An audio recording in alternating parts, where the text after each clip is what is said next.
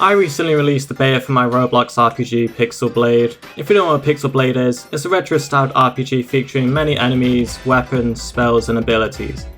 And it even has some sick features such as randomly generated dungeons. When I did release the beta, I had quite a lot of players, but naturally it started to die down, so I knew I had to do something about it. So I decided to start working on an update for the game. I was getting some complaints about the game only being on PC, so I decided to start working on console and mobile support. And this was actually hella easy. I just did a bit of tiny adjustments to the current code, made it display the correct controls, and if it was on mobile, then you'd have some new buttons pop up. And with that, that's console and mobile support done. Now before I start adding new features, I want to change some stuff up. I'm sure you may have noticed, but the shop UI is straight buttons. So I paid some guy like half a year ago to make this new UI. I shoved it on, and it looks pretty nice.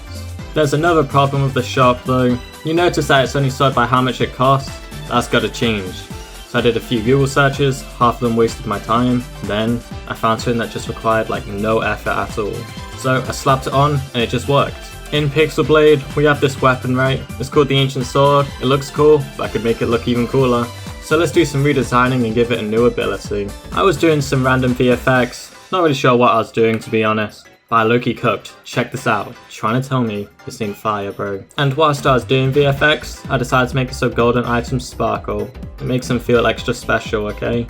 But back to the Ancient Sword. Its current ability is just like an air slash.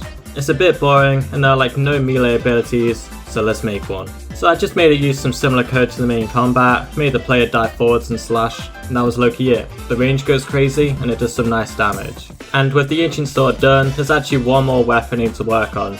It doesn't need changing, but it needs finishing, because I low-key forgot about it. It's the Great Sword. I forgot about it for like a solid 2 or 3 months, but we up. So I started off by making animations for it. I admit, it's not my proudest work and it feels a bit slow, but... And now, it's time to make the ability for the Great Sword, right? Well, apparently not, because I forgot about the Great Sword again. So, I decided to start working on some new features. The first one being a new weapon. We got this honey stick. I decided to give this weapon a debuff. You can apply the honey effect to enemies and make them a lot slower for about 10 seconds. However, I somehow made it increase the enemy speed and it also gave Snazzles the ability to move. Those enemies don't even have legs or anything. But it was a quick bug fix and that's the honey stick weapon done. Personally, I actually really like this weapon. And for a while now, I've been getting messages from people in the Discord begging me to make it so you can see ability and spell cooldowns, and I suppose I gotta give them what they want. And yeah, all it needed was a while loop and a few values, and it was done just like that. Although, it did take a while going through each script. I wish I coded this differently, bro, help me. And then, I remembered about the Great Sword, so I got to work on the ability. I decided to make the player spin around and just swing the sword repeatedly, and I spawned in a few ops, and just started fighting them, boxing them up, and needless to say, this ability is pretty nice. And now, I'm not actually working on this game alone anymore.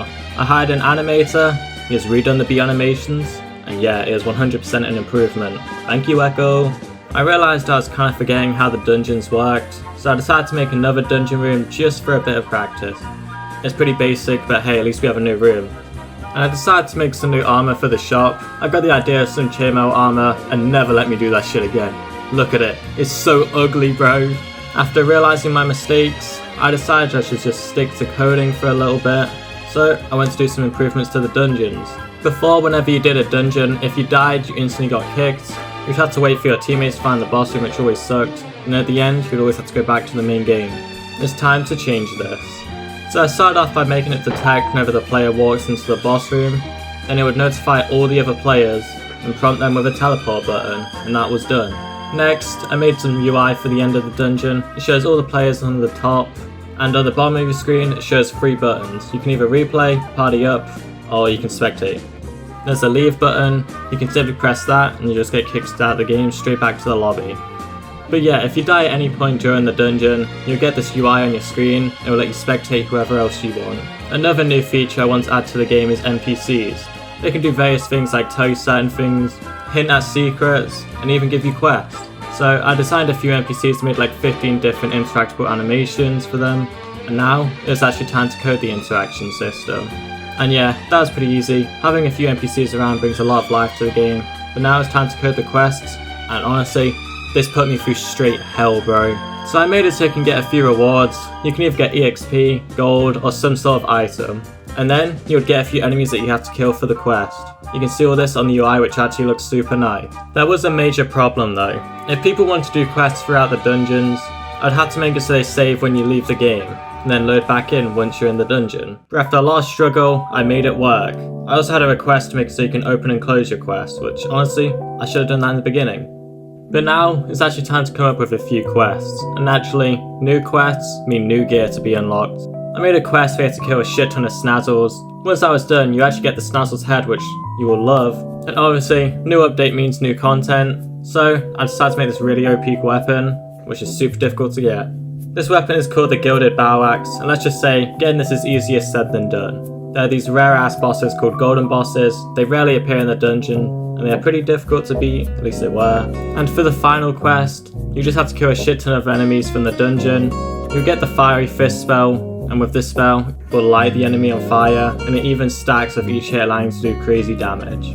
Making this spell was super easy. The hardest part was turning the fucking VFX into a PNG. Why was this so difficult? And with that being made, I finished the update. If you wish to have access to the beta for PixelBlade, then just let me know on Stoop Studios Discord server. It's in the description of this video, but please stick around and keep supporting me, guys. Alright, see you around, slimes. What's your biome again? The New York